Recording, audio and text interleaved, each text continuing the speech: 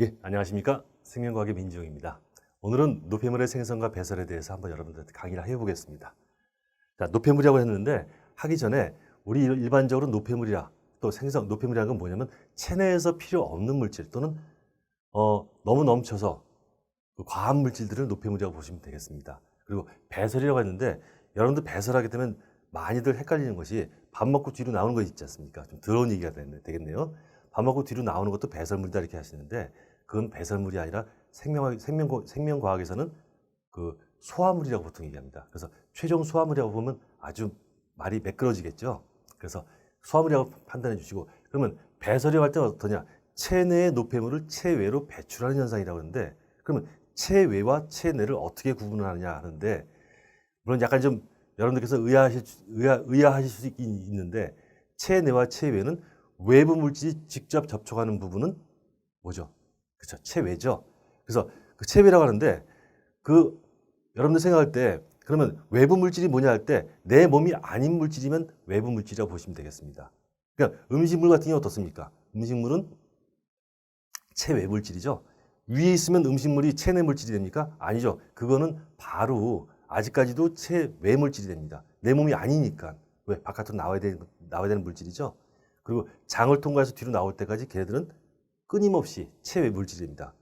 그 부분이 접촉하는 부위는 전부 다 체외 환경이죠. 마치 뭐냐? 우리 책을 돌돌돌 말았을 때 여기 구멍이 보이지 않습니까? 그 구멍이 보이는데 이 구멍 안쪽은 체외입니까? 아니, 책 안쪽입니까? 책 바깥쪽입니까? 그렇죠. 책 바깥쪽이죠. 책 안쪽을 봐라 그러면 딱 해서 열어가지고 안쪽을 펴보지 않습니까? 마치 그런 것처럼 생각하시면 딱 맞는 비유가 될 수 있을 것 같습니다. 시작하겠습니다, 이제. 그러면 노폐물 생성과 배설에 대해서 이제 말씀을 드릴 텐데 여기 소화 과정을 통해서 했지 않습니까? 소화 과정은 아까 말씀드린 대로 먹고서 뒤로 배출하는 현상 이걸 말하는 건 아닙니다. 거기서 분해돼서 체내로 흡수된 영양소 뭐 있습니까? 그렇죠. 탄수화물 있고, 그러니까 포도당 있죠, 아미노산 있죠, 그리고 또 뭐? 그렇죠. 지방이 있죠. 그다음에 이제 무기염류까지 있는데 무기염류는 호흡을 통해서 분해되는 과정이 없기 때문에 그 세 가지 앞에 말한 주 영양소 세 가지가 세포를 통해서 분해되는 과정에서 그럼 뭐가 나옵니까? 그렇죠. 이산화탄소 나오죠. 그다음에 물이 나오고 그다음에 암모니아가 나오는데 암모니아는 어디서 나오냐? 그렇죠. 단백질을 분해시킬 때 나오죠. 이런 것들이 노폐물이 될 수가 있다는 겁니다. 그래서 생성되는데 생성된 노폐물은 폐. 여기도 배설기관이네요. 서로 대화할 때 그러면 뭡니까? 우리 서로 얼굴에다 대고선 입김이 왔다 갔다 하죠. 그럼 서로 얼굴에다 대고선 배설 작용을 하는 거죠. 좀 웃기긴 하지만 그렇게 될 수 있고 그다음에 콩팥. 이건 우리 보통 오줌 내놓겠고 이거 말고 한 군데 더 있죠. 어디 있습니까? 그렇죠. 땀이죠. 땀으로도 배설이 된다는 겁니다.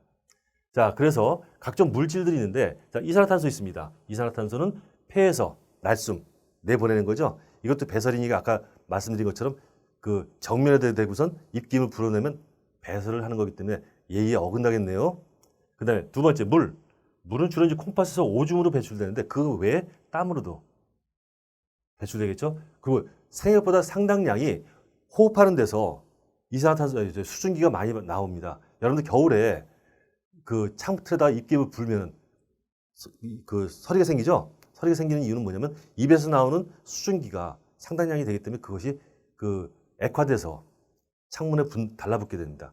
그게 그럼 따뜻하니까 그렇지 않습니까? 라고 말하기 쉬운데 따뜻하다고 하면 여러분들 헤어드라이기를 갖다가 대보십시오. 이 김이 서리질 않습니다.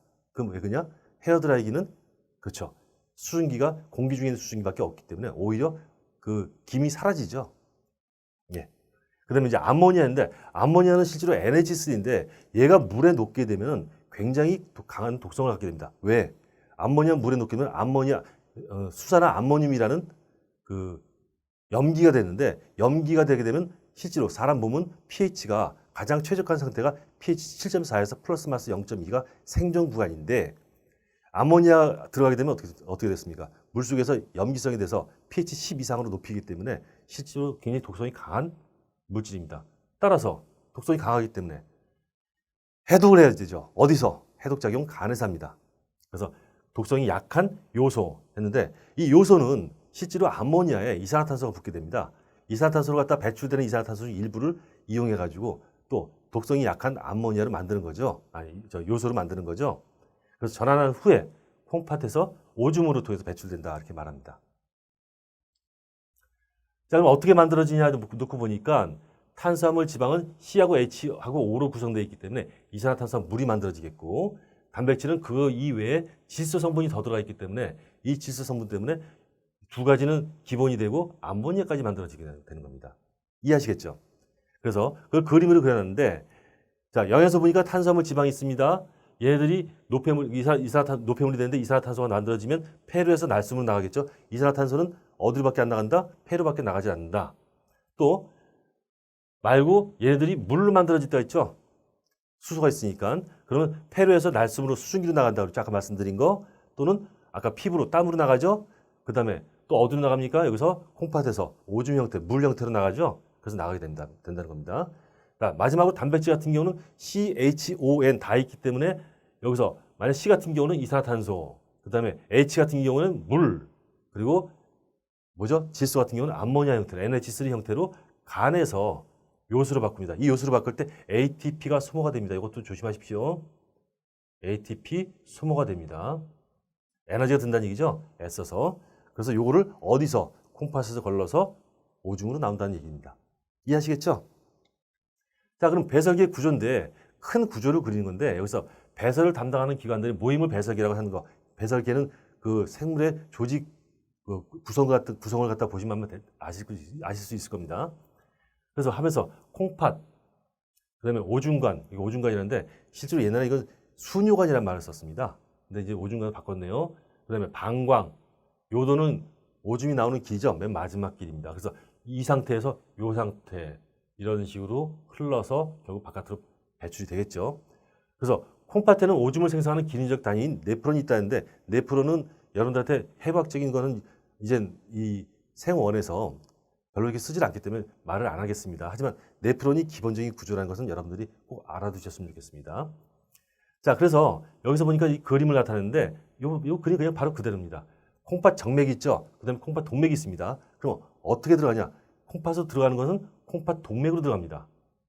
들어가서 걸러지고 그 다음에 걸러지고 나머지가 다시 정맥으로 들어갑니다. 그럼 여러분들 한번 생각해 보십시오. 이제 동맥과 정맥 중에서 누가 더 깨끗하냐 이렇게 물어보면은 어떤 게 더 깨끗할까요? 보통 동맥이 더 깨끗하다고 말을 하는데 한번 제가 그 반전을 시켜보겠습니다. 동맥으로 들어갔죠. 동맥 들어가기 전에 걸렀으니까 걸르기 전에 지저분하죠. 동맥이 지저분해요. 또 하나 산소가 많은 혈액이 깨끗하냐 아니면 이산화탄소가 많은 혈액이 깨끗하냐. 자, 이산화탄소는 녹슬게 합니까? 녹슬지 않게 하죠. 철을. 근데 산소는 철을 녹슬게 하죠. 여러분들 녹슨 철이 깨끗합니까? 아니면 녹슬지 않은 철이 깨끗합니까? 그렇죠. 녹슬지 않은 철이 깨끗하죠. 그러면 녹슨 철, 다시 말해서 동맥혈은 아주 더러운 피래요. 농담이었습니다. 자, 맨 마지막에 오줌의 생성 과정인데 자, 전체적으로 나오는 겁니다. 이게 아까 이게 지금 어디서 나온 여기까지가 어디냐면 그렇죠. 여기까지가 아까 콩팥입니다. 콩팥에서 콩팥 동맥으로 들어가죠. 동맥으로 들어가서 그 안에 아주 가느다란 사구체가 있습니다. 혈관인데 붉다가 얇아지면 압력이 어떻습니까? 굉장히 높아지죠. 굉장히 높아진다는 얘기는 거기서 여러분들 그 옛날에 그 한약 짤 때 보자기에 집어넣어서 이게 비틀지 않습니까? 압력을 줘가지고 그것처럼 무조건 여과가 되는 겁니다. 이런 식으로 이해하시겠죠? 여과된 오줌을 뭐라고 합니까? 원료라고 그러죠. 원료라고 하는데 원료 안에는 여기죠. 원료 안에는 물, 포도당, 아미노산 필요한 것들이죠. 그것도 무기염류, 요소. 진짜 경우에 따라서 요소는 다 버렸으면 좋겠지만 다는 못 버릴 테고 물도 어느 정도 버릴 테고 무기염류는 버릴 텐데 포도당과 아미노산은 반드시 필요하죠. 우리 먹는데 왜 먹겠습니까? 살려고 먹는데 그 먹었던 걸 그냥 그대로 내보낼 수 없지 않습니까? 따라서 여기서 쭉 흘러가다가 받았지 않습니까? 이 물질들을 원료를 받아가지고 보면 주머니에서 그걸 합쳐서 이제 세뇨관을 통해서 흘러가는 겁니다. 흘러가는데 여기서 필요한 거 포도당과 아미노산은 100%입니다. 기억해야 돼요. 100%. 그 다음에 물은 99%인데 이건 뭐냐면 실제로 약 하루에 이 걸러지는 여과액이 180리터 정도 됩니다. 대체적으로. 그 중에서 그러니까 흡수되고 버려지는 거 있지 않습니까? 일로 나가는 물이 약 1.8리터가 됩니다. 그럼 결국 뭡니까? 180리터 중에서 1.8리터가 나오고 나머지는 전부 재흡수해버리죠. 따라서 물은 99%가 된다는 겁니다. 왜? 180분의 뭐죠? 1.8. 그게 나가는 거니까 1%가 되죠? 그럼 90%, 99%는 재흡수가 됩니다. 그 다음에 무기압류도 이 상황에 따라 좀 다르긴 하지만 무기압류는 물에 따라갑니다. 이게. 물에 따라가기 때문에 어떨 때는 필요할 때는 99%, 어떨 때는 그보다 적은 50%도 될 수 있습니다. 근데 요소는 지금 50%라고 했는데 이건 무슨 말이냐? 요소는 물에 굉장히 잘 녹습니다. 물에 잘 녹는데 물이 딸려 들어갈 때 지가 필요하지 않은 건데도 불구하고 같이 딸려 들어가는 그까지 막지 못하는 경우가 있습니다. 따라서 요소도 재흡수가 일부가 되는 겁니다. 단 여러분들께서 꼭 아셔야 될 거 포도당은 암내성 100%죠. 이 100%는 완전 무결하게 그 흡수가 된다는 거니까 이때는 어떻게 되냐? ATP가 소모가 된다는 겁니다. 꼭 기억하셔야 돼요. ATP가 소모가 됩니다. 여기선. 그런데 얘네들은 필요에 따라서 많이 흡수가 되기도 하고 적게 흡수가 되기도 하죠. 이건 뭐냐? 필요에 따라서인데 몸의 삼투압, 다시 말해서 몸의 농도가 높을 때와 낮을 때가 다른데 그에 따라서 얘들은 적게 많게도 되고 적게도 흡수가 되기 때문에 얘네들 같은 게 뭐냐? 확산해서 됩니다. 다르죠? ATP 소모된다는 것은 억지로 퍼올리는 거고 확산은 농도가 높은 쪽에서 낮은 쪽으로 흘러가는 뭐 이런 식으로 되는데 여기서는 물 같은 거나 무기압 요소는 그럴 수밖에 없다고 보시면 되겠습니다. 그 다음에 분비하는 게 있습니다. 분비하는 게 여기 있는데 분비라고 했는데 이 분비는 특이하니까 하나는 외워두십시오. 뭐냐? 크레아틴이라는 게 있습니다. 자, 이 크레아틴이라는 물질은 뭐냐? 여러분들 근육이라든가 아니면 ATP 소모가 많은 그 부분에서 그 인산을 붙여가지고 ATP 만들 때 그 ADP에 인산을 제공하는 그런 물질이 되거든요. 그러면 그런 물질인데 크레아틴이 인산을 하나 붙여서 그 근처로 가서 인산 제공하고 지는 못 쓰는 물질이 돼가지고 소면에서 노폐물이 돼가지고 바깥으로 분비되는데 뭐 마찬가지로 여기서 그 크레아틴은 ATP를 소모하게 됩니다. 기억하세요? 자, 이렇게 되겠고 됐죠? 그래서 콩팥 정맥에는 여기서 이제 걸러지고 어느 정도 걸러진 나머지 물질들이 움직이겠죠. 자, 이런 식으로 되는 거고 오줌은 물 반드시 나가야 되겠죠. 요소 무기압류도 일부 나가고 또 크레아틴도 나가겠죠. 크레아틴. 그래서 콩팥에서 걸러서 아까 말한 그 순뇨관 쪽으로 가겠죠. 그래서 방광으로 들어가서 바깥으로 배출하게 되는 겁니다. 이해하시겠죠? 예. 그래서 그 정도 되는 거고 여기서 정리 한번 해보면 여러분들께서 실제로 중요한 건 ATP가 소모되냐 안 되냐 이거 확실하게 하셔야 됩니다. 또 하나 100% 흡수되냐 아니면 일부 흡수되냐 또 100% 흡수되는 것은 ATP 소모되는 거고 일부 흡수되는 것은 어떻습니까? 그렇죠. 확산해서 흡수되고 그 다음에 다른 것보다도 여기서 사고체에서 여기서는 뭐냐? 어떻습니까? 여과라고 했죠? 여과 어떻습니까? ATP 소모됩니까? 안 됩니까? ATP 소모 안 됩니다.